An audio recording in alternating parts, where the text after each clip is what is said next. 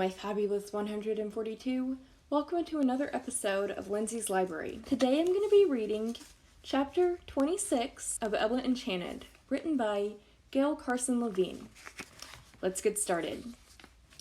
Lucinda gasped. I gasped too. She wasn't Lucinda. Or was she? The enormous eyes were the same, but not the height. This fairy was stooped with age, and her perfect skin was wrinkled, with a mole next to her nose. I was seeing the real Lucinda, unshielded by magic. Mandy, who is this? You brought a human to spy on me?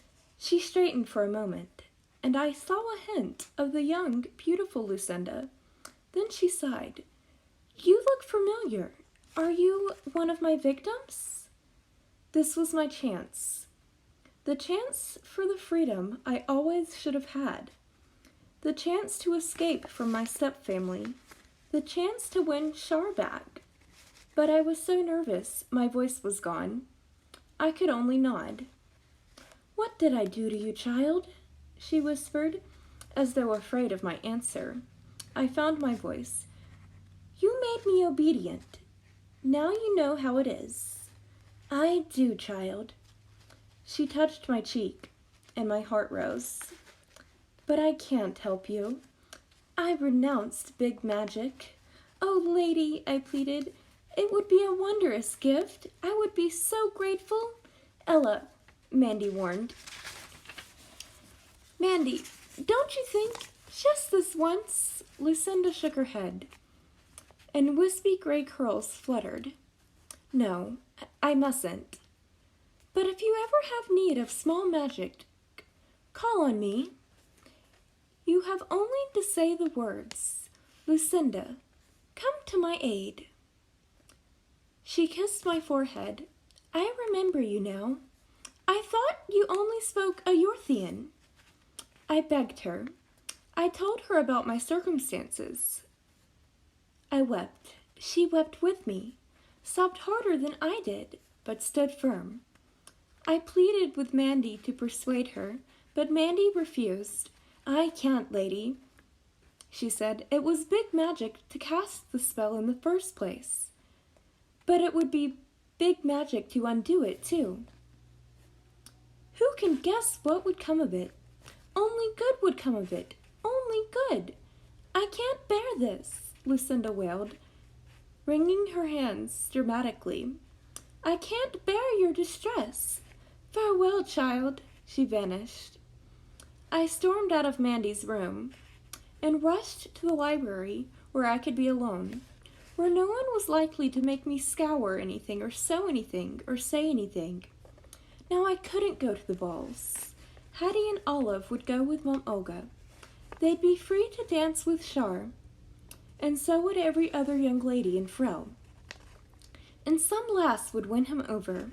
His nature was loving, and he'd find someone to love.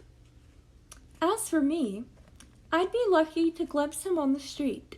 He wouldn't recognize me. My dirty servant's garb would rule out identification at a distance, and he'd never be close enough to see my face. I could neither go to the balls nor escape from them. Hattie and Mom Olga talked of nothing else. Even Olive was interested, to the extent of worrying about her gown. Sew it with gold thread, she instructed her maid. Shouldn't I be as fine as Hattie? Shouldn't I be as fine as both of them? I cooked and scrubbed and waited on them in a fury. For 2 weeks I wouldn't speak to Mandy. The only sounds in the kitchen came from pots and pans as I slammed them down. Then it came to me. Why couldn't I go? Char needn't know I was there. Everyone would be masked, at the beginning at least. Although most would unmask quickly so he could admire their beauty, I never would. I'd see him, but he wouldn't see me. Where was the harm if he didn't recognize me? I decided to do it. I would fill my eyes with him. If I could approach him safely, I'd fill my ears. If anyone questioned me, I wouldn't be Ella. I'd invent a new name. I'd be content in his presence, nothing more. I'd have to be careful of Hattie and Olive and Mum Olga. They probably wouldn't recognize me in a mask and an elegant gown, but I'd do well to keep away from them, especially from Hattie. I made up with Mandy and told her my plan. She didn't comment on the risk I'd be taking, only asked, "Sweet, why go and break your heart again?" My heart was still broken. I would see Char, and it would mend. I'd leave him, and it would break again. There were 3 balls. It would break 3 times. I had grown tall enough to wear mother's gowns. Mandy chose the best 3 and altered them in keeping with the current fashion, even adding a graceful train that would follow me everywhere. Small magic, she said. She also found the mask I'd worn at Father's wedding, white with tiny white beads along its edges. In the days preceding the ball, if there were moments when Char and the balls weren't in my mind, they were when I slept. When I was asleep. Awake, I'd picture myself, radiantly beautiful, mounting the palace steps. I'd be late, and the whole court would be there already. An old servant would mutter, "At last, a damsel worthy of our prince."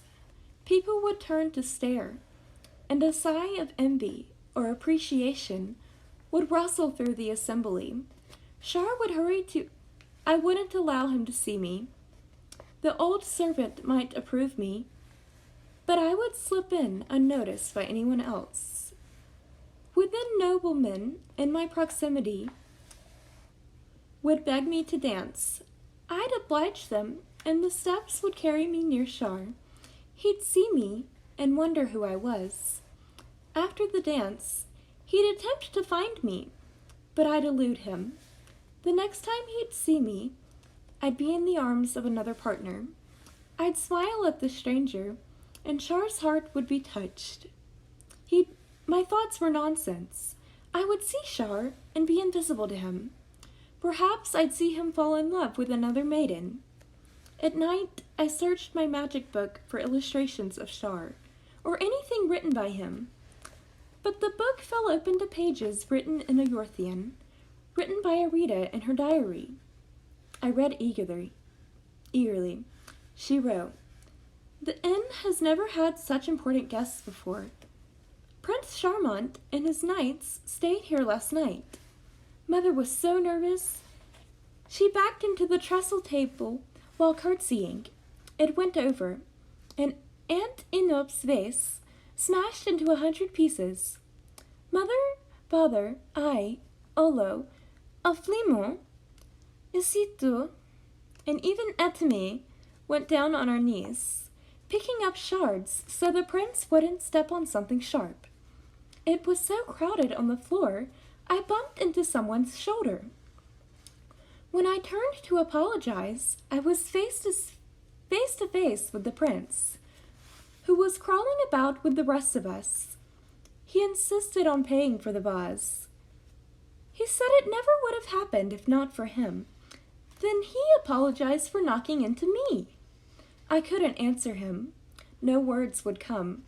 I could only nod and smile, and hope I didn't seem too much of a bumpkin. At dinner, when I brought his ale, he did manage to speak, perhaps because I truly had a question, not simply a wish to impress. I told him I'd been at finishing school when Ella ran away, and I asked if he knew whether she was safe. When I said her name, one of the knights called out, "The ogre tamer, whatever happened to her?" The prince was quiet for so long after my question that I worried I'd offended him. But when he spoke, he didn't seem angry. "You were her friend?" he asked. "You liked her?" I told him Ella was the best friend I ever had. He paused again, and I feared he would say she had died. But he finally answered that he believed her to be well and married to a rich gentleman. He added, "She is happy, I think." "She is rich, so she is happy." Without thinking, I blurted, "Ella doesn't care about breeches." Then I realized I'd contradicted a prince. "How do you know?" he said. I answered, "At school, everyone hated me because I wasn't wealthy and because I spoke with an accent. She was the only one who was kind. Perhaps she's changed." He said, "I don't think so, Your Highness." I contradicted him twice. That was the end of our conversation, and I shall remember it forever. I watched him all evening, before and after we talked. Before, he had talked and joked with his men. After, he spoke no more. Married? How could it be? I wish I could see her again. I wished I could see Arita. I wished I could have seen Char's face when she defended me. But no illustrations accompanied her journal. December 12th. The day of the first ball dawned clear and mild, but by noon clouds had gathered and the wind had become sharp and cold. My gowns hung in Mandy's wardrobe. The glass slippers Char and I had found were safely buried at the bottom of my carpet bag. Since they'd be hidden under my petticoats, there was little likelihood that Char would see and identify them. Hattie's preparations began after breakfast and continued endlessly. "It's not tight enough, Ella. Pull harder." "Will that do?" My fingers were striped red and white from tugging at her laces. If she could still breathe, I wasn't to blame. Let me see." She curtsied at herself in the mirror. I was panting and smiling. "I shall be desolate if you don't remember me, Prince," she cooed at her reflection. Then she spoke over her shoulder. "Am I not magnificent, Ella? Don't you wish you could look as I do and go to the ball?" Magnificent, ravishing. Yes, I wish I could. Anything to make her go. Pearls would set my hair off to advantage. Fetch them. There's a good girl. 2 hours later, after Mum Olga called her 3 times and threatened to leave without her, she declared herself perfect and departed. At last, I was free to bathe and dress. Instead of the kitchen soap I usually used, I helped myself to Hattie's store of bath oils and fragrant soaps. Mandy produced a fleecy towel and a fine scrub brush. "Tonight, I'll be your lady-in-waiting," she said, pouring steaming water into the tub. "When your servant is your fairy godmother, you're never scalded, and your water never gets cold. You become sparkling clean, but the water never gets dirty." I soaked away a year of cinders and grime, and Mum Olga's orders, and Hattie's edicts, and Olive's demands. When I rose from the bath and stepped into the robe Mandy held for me, I was no longer a scullery maid, but the equal of anyone at Char's ball. My gown had was a spring green embroidered with leaves of darker green and plump yellow buds. Mandy had done her work well. In accordance with the latest fashion, my waist tapered to a narrow point, and my train trailed 2 feet behind me. In the glass, I saw Mandy curtsy. "You're lovely, lady." She seemed close to tears. I hugged her. She squeezed me tight, and I inhaled the sweet smell of freshly baked bread. I turned back to the glass and raised my mask, which covered most of my forehead and half of my cheeks, with small holes for my eyes. With half my head hidden, my mouth appeared strange and unknown, even to me. The transformation was thorough. With the mask, I was not Ella, nor was I perfectly dressed. I had no jewels. My throat was unfashionably bare, but it would have to do. I didn't have to be the most elegant creature at the ball. I only had to see Char. When I ran down to our front door, I discovered that icy rain was falling in sheets. If I walked the quarter-mile to the castle, I would be soaked. I could go to the ball without Jules, but not wet through and shivering. Mandy, what can I do? Oh, sweet, you can stay home. I knew there would be 2 more balls, and that it probably wouldn't sleet tomorrow, but it might. And I had my heart set on going tonight. Isn't there some small magic? A fairy umbrella? Something that would keep me dry? No, love, not small magic. The weather was such a stupid thing to separate me from Char. Mandy hadn't made the rain, but she could have ended it. I wish she were a real fairy, one who wasn't afraid to do anything. I had a mad idea, and acted on it, without considering its wisdom. I said the words Lucinda had taught me.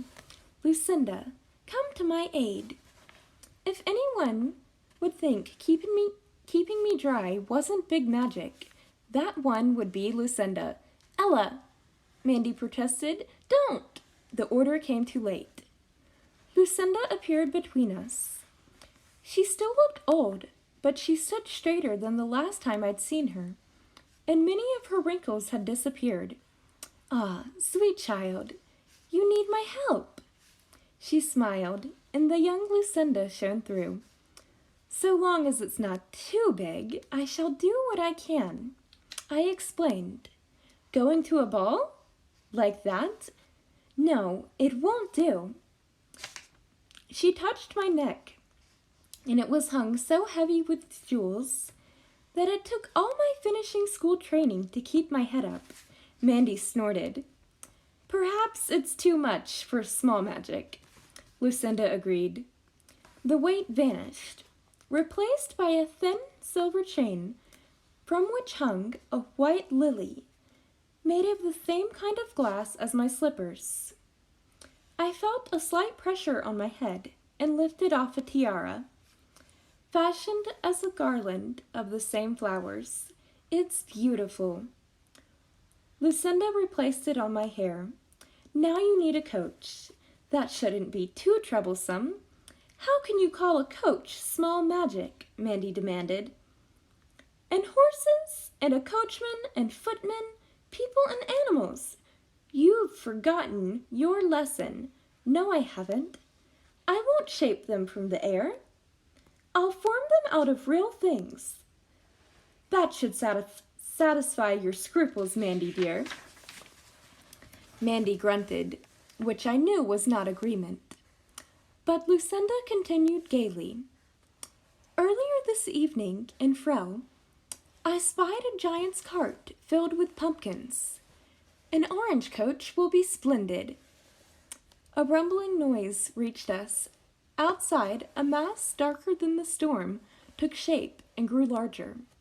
A 7-foot-high pumpkin rolled toward us and came to rest in the street outside the manor.